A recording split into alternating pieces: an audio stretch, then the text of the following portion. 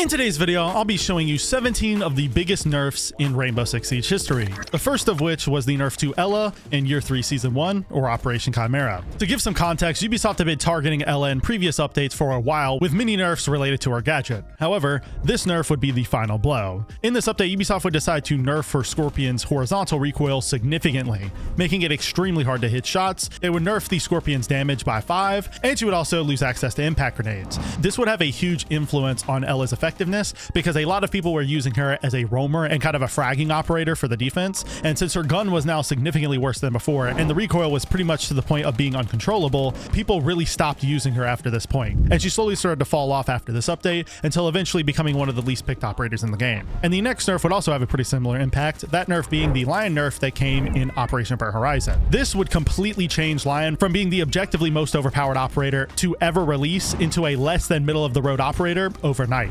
They did this by reworking his gadget to replace the wall hacks it provided to making his gadget instead red ping every opponent that moved. This was a significant difference. You no longer got the exact location of the defender, but instead a somewhat recent estimation of it. And since each defender would only get pinged 3 times, his gadget effectively didn't last nearly as long. So it was a lot harder to take advantage of the intel you got out of his gadget. When many people think of nerfs in Rainbow Six Siege, this is one of the changes they likely think back to because of how much of a significant effect it had on the game's meta at large. And Ubisoft would decide to nerf another operator in a similar role in Operation Shifting Tides, that operator being Jackal. In this nerf, they fundamentally changed his gadget to make the number of pings from a scan now depend on the age of the footprints, and to make existing footprints of the scanned operator disappear after the scan was complete. This made Jackal a lot more balanced and stopped him from being super overpowered. Many people felt around this time that Jackal was getting out of hand because it kind of felt impossible to go against him, and one of the biggest issues with Jackal was the fact that he could scan you repeatedly multiple times with the same footprint. But with that being gone, and Jackal's scans now being dependent on the age of the footprints, made it a lot easier for the defenders to deal with him because they could estimate the location of Jackal based on the amount of pings they were given. And another major nerf that would get handed down shortly after this would be in Operation Void Edge, when Ubisoft would give Legion his first major nerf. Legion obviously nowadays is a very strong operator, so many of you might have forgotten about this. However, he wasn't always like that, and this nerf in Operation Void Edge started his era of extreme weakness. What this change did was it made his goo mines visible to Legion only when in direct line of sight, meaning he couldn't use them for info as effectively. They removed the initial damage that goo mines would deal when an attacker stepped on them, and down teammates could not be damaged anymore. This nerfed goo mines' effectiveness at gathering intel for Legion, and it also meant that Legion's goo mines really weren't dealing any damage at all. It was very rare that an attacker would step in a goo mine and leave it in long enough for them to take significant damage from it. So all Legion's mines were really useful for after this nerf was audio cues. Outside of that, they didn't really provide much. And following up Legion, we have another major nerf in the form of the Echo nerf that came in Operation Neon Dawn. All this nerf was realistically was one simple change: removing his drone's ability to cloak themselves, meaning that they were always visible. This may not seem like much on paper, but it would have a huge effect on his ability to perform going forward, because for him to get his drones around the map, they made a whole lot of noise, and also they were extremely visible now, which meant that his drones were getting shot a lot more often, and it was a lot harder to just hide them in the bomb site and wait for the attackers to go for a plant. You now had to actively be on his drones to ensure that the attackers didn't shoot them outright. And one of the biggest and most influential changes would come in Operation Shadow Legacy, and that was the Thatcher rework. This rework made EMPs no longer outright destroy electronic gadgets and instead disable them temporarily for a short period of time. This was a major hit to Thatcher. Thatcher went from being an absolute necessity in every single round to slowly being phased out of the meta over time because of this change. Because now bandit tricking was a whole lot easier, because now instead of your bandit charges being completely destroyed, they were just temporarily disabled on the wall, and you could just place another one down in the meantime. This also applies to gadgets like Jaeger ADSs, because you can now no longer just outright destroy the defense's ADS systems with one single EMP. Now you can only temporarily disable them to hopefully provide a hole in their defenses so you could get projectiles in. And a nerf that many people overlook nowadays that came in Operation Shadow Legacy was the nerf to Ace. Because of Ace being such a dominating force in the meta around the time of his release, and even today, Ubisoft decided that they needed to nerf him in some manner. So they decided to nerf the size of each breach his Selma charges would open. They did this by making each Selma only tick twice instead of 3 times, which made each Selma go from opening a walkable jumpable hole in a wall to only a crouchable or vaultable one. This was a significant difference because before this nerf, Ace could throw his breaches onto a wall, open a hole in the wall that was a very similar size to Thermite, while also having access to way better guns. This at least made him have one downside to Thermite, which was his gadget making slightly smaller holes, but obviously Ace would continue to have a dominant streak after this nerf. I just included this change in the video because it was a massive change to Ace. It's just Ace was so overpowered on launch that this change didn't really affect him a whole lot in the grand scheme of things. However, a change that would have a significant effect on the meta is the Blackbeard nerf in Operation Crimson Heist. Obviously, Ubisoft had been nerfing Blackbeard for many seasons and many years before this. This was by no means the first nerf to Blackbeard, but this update would be the last nail in the coffin because they would remove an additional 30 HP from Blackbeard's shield. This basically meant that each one of Blackbeard's shields could only stop one bullet consistently, which was a whole lot worse than before. Ubisoft had been doing this for a very long time before this, like I said, but his shield's only stopping one bullet now put him in the conversation as one of the worst operators in the game. And the next change is a change that was so bad that it quickly got reverted after release, was the Zofia recoil nerf in Operation North Star. In this update, Ubisoft would decide to make Zofia's M762 horizontal and vertical recoil basically uncontrollable, which immediately resulted in the community being mad and her pick rate dropping significantly. Ubisoft would notice that this was a bad change though, since so many people complained about it, and they would revert it shortly afterwards. However, it's still worth pointing out in this video because of how significant it was. And a change that is having an effect on the meta of Rainbow Six Siege today is the addition of the Mira and Maestro shattered glass mechanic in Operation North Star.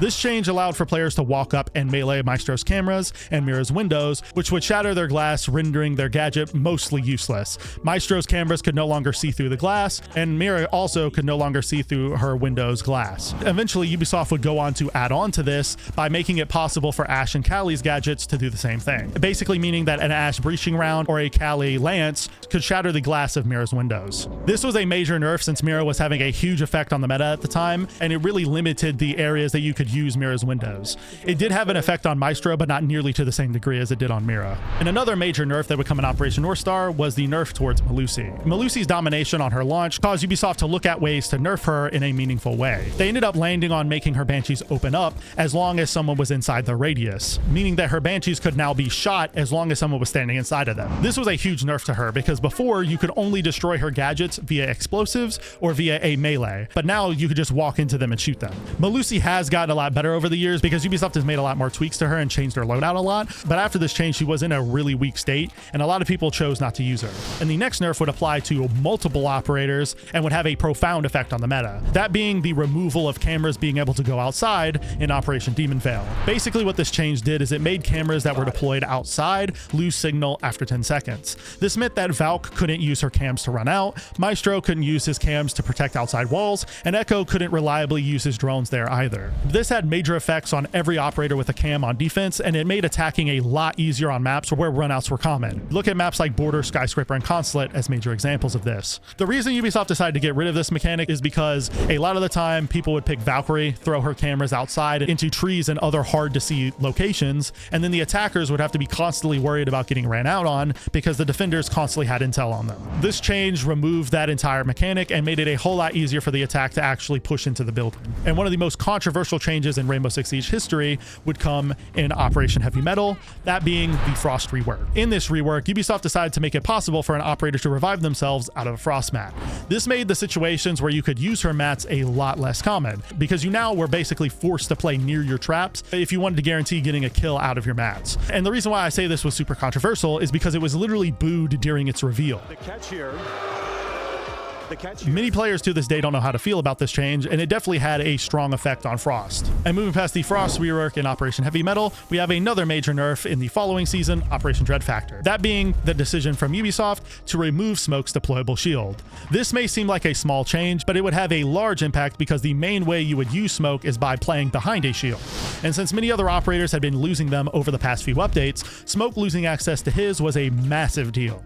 Not only for himself, but also the defense as a whole. Because now if you wanted a deployable shield, you had to pick really bad operators that had access to one. And so a lot of strategies where people would use Smoke before on bomb sites kind of started to shift. And instead of people picking Smoke, they would pick other operators with a deployable shield. This is still having an effect on Smoke today, and his pick rate is still suffering because of it. And after the Smoke nerf, the next major nerf would come in Operation Deep Freeze, where Ubisoft would decide to nerf frag grenades. They would do this by removing the ability to cook frag grenades, basically meaning that as soon as you pulled out your frag grenade, you'd have to throw it, and every single single grenade would blow up after 4 seconds or 2 seconds after hitting the ground. This was a significant nerf because before, a lot of the time attackers would go below the bomb site, cook their frag grenade, and then kill someone from below using intel that they had on that operator, typically via drones. And with this being removed, it made it a lot harder to pull those kind of plays off. This was a necessary nerf in my opinion, because before this change, it was basically impossible to play on the bomb site without having to worry about dying to a random frag grenade, but it was still a significant change and worth mentioning in this video. And following up the frag grenade rework, we'd have another hugely influential change in the form of the impact grenade nerf in Year 9 Season 1,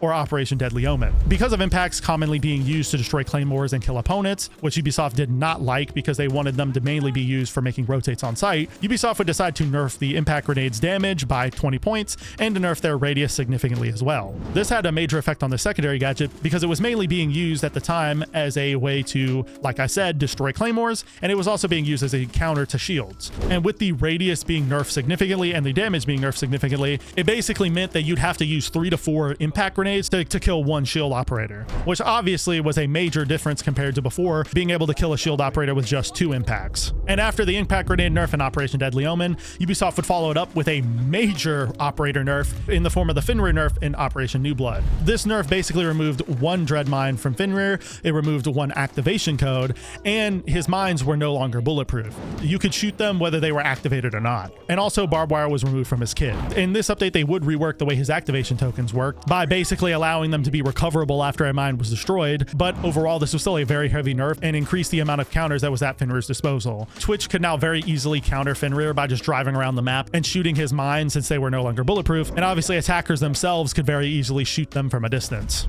And another major nerf to an operator that would come along in this same update that just so happened to be another defender is the Solace nerf, also in Operation New Blood. However, this nerf was a 2-parter. The first part came in Operation New Blood and the second part came in Operation Twin Shells. And the reason for that is because Solace was a really big problem for the balancing team. Solace had basically been dominating the pick rate charts for a while, and she was easily one of the best roamers in the game. She could deny a ton of intel off the attack and easily run out of them as well with how much info she could get off her gadget. So in Operation New Blood, the Ubisoft would remove Solace's access to her scanner during the prep phase. They would lower the duration of her scanner by 10 seconds. They would lower the detection range down to 12 meters, and her gadget now had to be at full charge to be able to be used. And in this update, they would also remove her access to impact grenades.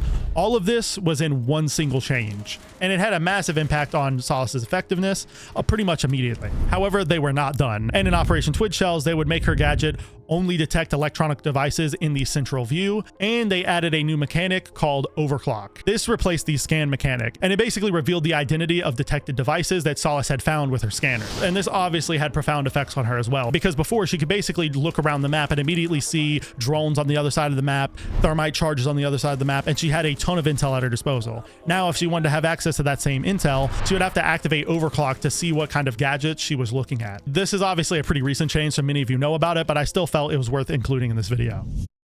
Anyways, hopefully you guys enjoyed today's video covering the biggest nerfs in Rainbow Six Siege history. If you did, I make these content just like this twice a week, so go subscribe to the channel and follow me on Twitter if you don't want to miss the next upload. If you want to watch another video just like this one, a video will be popping up on your screen right now that I'm sure you all enjoy.